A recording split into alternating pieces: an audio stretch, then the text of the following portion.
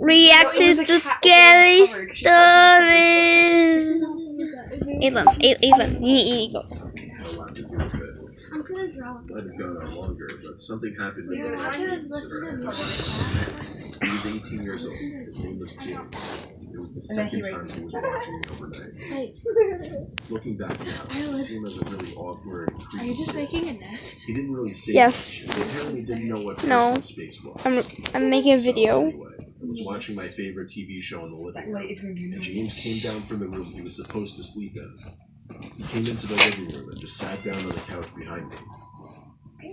He didn't say anything or make any noise after that.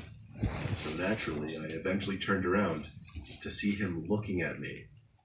It was weird. I don't remember if I found it creepy or not, but I do remember laughing shyly.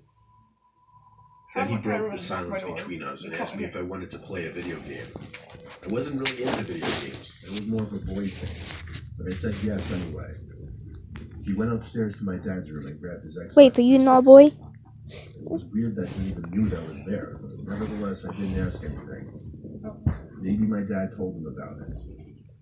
James went about setting up the Xbox in the living room, and he put on what I think was Halo 2. I wasn't much of a gamer, and it became obvious quickly since he killed me like 10 times in a row. James decided to take it upon himself to get up and show me how to play better. He grabbed both my hands and tried to mimic the controls so that I could get a feel for what buttons did what. But the way he was standing so close, it made me a bit uneasy. His body was literally leaning against mine, as his hands held mine while I held the controller. This went on for some time before I shyly said I don't like this game and wanted to stop.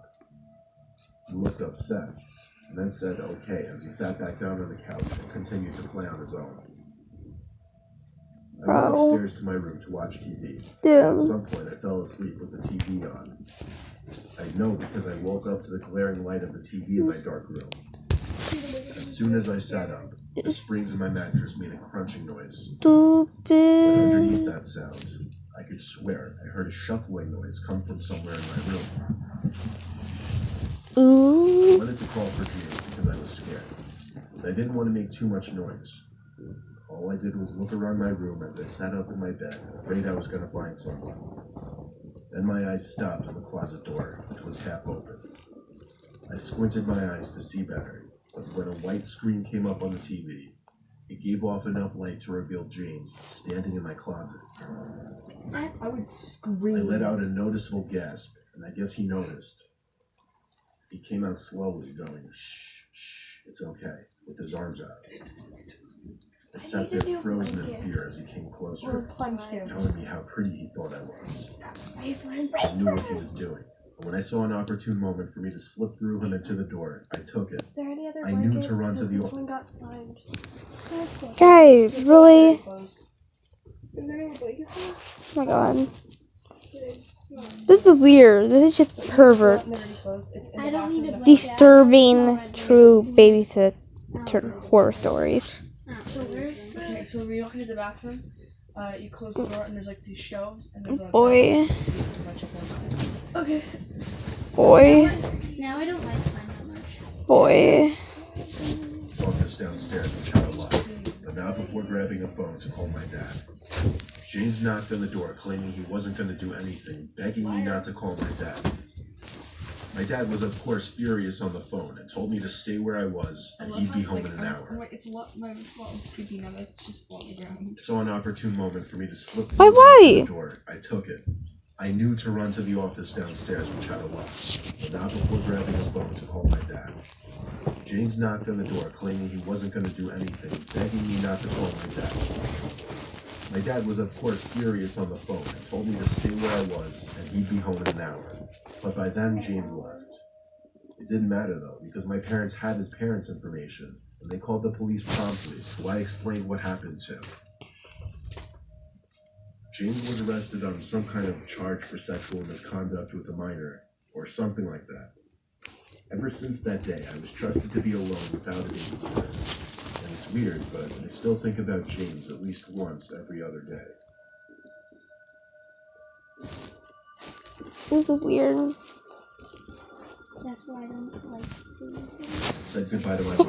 I hung up the I phone never have and walked either. up the stairs to Tyler's house. I've never had a babysitter. Ooh, story His mom at the 2. door was in a hurry. Ooh.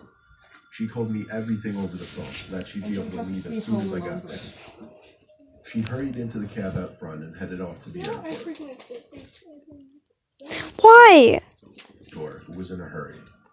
She Guys, really? I said goodbye to my mom as I hung up the phone and walked up the stairs to Tyler's house, the kid who I'd be babysitting. I greeted his mom at the door, who was in a hurry.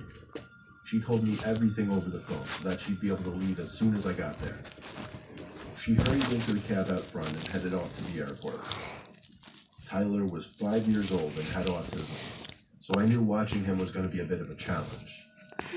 At first, I had to get myself accustomed to Tyler's behavior and ways of interacting, but I got used to it and learned to accommodate him. I would hear him Why? Guys, I don't care if someone called you. Somebody a whisper told me 10 minutes ago. Can you just play it?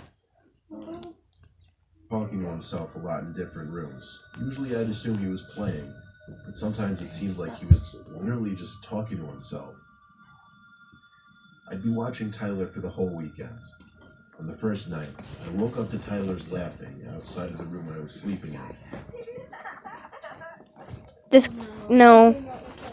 I No. was confused when I saw the bedroom door open, No. because I knew I had closed it. Hey. I went to see where Tyler was.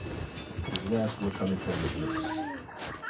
A crack in the wood floor made his laughter suddenly stop, and then the light from his room suddenly went dark, and I heard him jump into bed. I wasn't even halfway across the hallway yet. I still called out to Tyler to stay in bed. Then I went back to sleep. The next day I asked him what he was doing. I couldn't get much more of a response out of him than, I don't remember it. For the rest of the day, I tried to play games and watch TV with him. He seemed more interested in playing in his room upstairs, though, so I let him be and watch TV myself. Basically until the sun went down, minus making dinner and other smaller chores. Eventually the time came for bed, and I tucked Tyler in, making sure to tell him to stay in his bed this time. Why I is went the to sleep screen? no more than an Oh. hour later. Once Oh. again, I was woken up by a noise. It Oh. was a giggling noise. Then I heard whispering. It had to be Tyler. I sat up, rubbed my eyes, and looked around the room. Tyler? I called out. There was the giggling again. It came from across the room. I flicked on the lamp, and there was Tyler, sitting in the closet with the door slit half open, revealing only his face. I have to admit, it was a disturbing thing to witness at 2 in the morning. The shade and angle of the light hitting his face made the sight even more disturbing. I got up and went over to him to pull him out of the closet. I was upset with him and let him know it. I brought him back to his bed and asked him why he did that. His response was unsettling. He said Tony told him to. I asked him who Tony was. He said it was the bag that left the slide. Wait, what? What? Yeah, the bag. I was feeling down here because my bag still had slime on it, and I just found a bag with slime. It was in my backpack. I know. Du, du, du. Alan, you need to move. man in the closet who I was was in my calling. backpack. No, we don't need to turn on the seconds. light. Why do you have to turn on the light? Is there slime everywhere, or is there no slime anywhere? There's slime on the Guys. back partly. Oh my god. Do you My have heart another skipped a shirt? beat. What? Do you have another shirt to change into? It's not on my shirt. Wait, It's where's the on your bed? back. I meant bed. Where's the bag? Can I see the bag? Guys, just pause it and turn on the light, I guess. No, Jeez. we don't need to turn on the light. It's fine. Okay, good. Then just play it. It was just his wild imagination going off again. I told him to stay in bed for real this time, because there would be consequences. Oh, I really? went back to my guest room and shut the door. As I laid in bed, I thought about what Tyler said, about the man in the closet. Why would he say that? I lay on my side and the longest time tried my best to clear my head and just go to sleep. There was a sudden sound of something hitting the closet door, almost like a knee or something. Oh my god, really? Yes, do it. I lay on my side and the longest Okay, time so did you hear about how the boy was like kissed 20 till we do it? Yeah. tried my best to clear my head and just go to sleep. There was a sudden sound of something hitting the closet door, almost like a knee or something. It was definitely not the sound of an object falling or hitting the door. I called out Tyler's name, hoping it was just him playing games again. No answers. So now I called out Tyler louder, loud enough for him to hear me across the hall and in his room. He called back yes down the hall. At that moment, I basically jumped out of bed and ran to Tyler's room to get him out of his bed. Ooh. I carried him to a bathroom where we hid while I called the cops.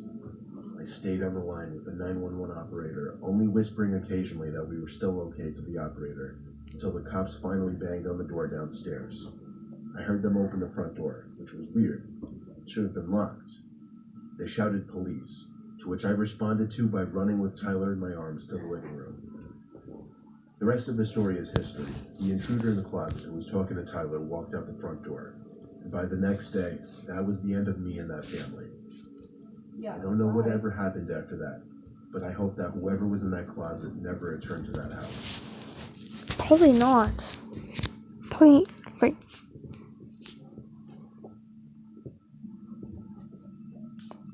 Number 3?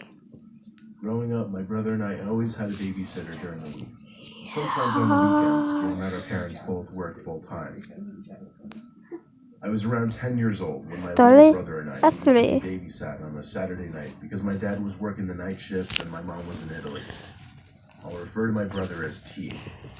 The man who'd be babysitting us, who was named Keith by the way, actually knew my dad from work. And when my dad mentioned he had no one to watch us, Keith jumped into the conversation and volunteered to watch us.